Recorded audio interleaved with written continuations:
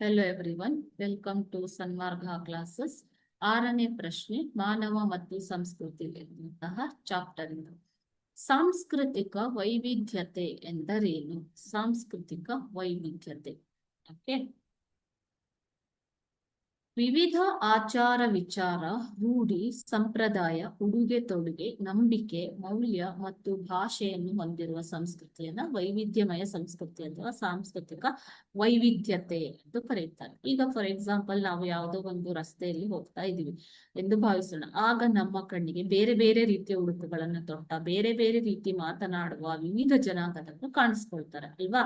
So ಯಾವುದೇ ಸಮಾಜದಲ್ಲಿ ಒಂದೇ ಒಂದು ರೀತಿಯನ್ನು ಇರುವುದಕ್ಕೆ ಸಾಧ್ಯ ಇಲ್ಲ, ಬೇರೆ ಬೇರೆ ನೀತಿಗಳು ಇರುತ್ತವೆ. ಸೊ ವಿವಿಧ ಧರ್ಮ ಜೀವನ ವಿಧಾನವನ್ನ ಆಧರಿಸಿ ಬೇರೆ ಬೇರೆ ರೀತಿಯ ಸಂಸ್ಕೃತಿಗಳು ಕಂಡು ಬರುತ್ತವೆ. ಇದನ್ನ ನಾವು ವೈವಿಧ್ಯಮಯ ಸಂಸ್ಕೃತಿ ಅಂತ ಕರಿತೀವಿ ಮಕ್ಕಳು. ಓಕೆ, ಸೊ ವಿವಿಧ ರೀತಿಯ ಆಚಾರ ವಿಚಾರ, ಸಂಪ್ರದಾಯ, ಉಡುಗೆ ತೊಡುಗೆ, ನಂಬಿಕೆ, ಮೌಲ್ಯ ಮತ್ತು ಭಾಷೆ ಹೊಂದಿರುವ ಸಂಸ್ಕೃತಿಯನ್ನ ವೈವಿಧ್ಯಮಯ ಸಂಸ್ಕೃತಿ ಎಂದು ಕರೆಯುತ್ತಾರೆ.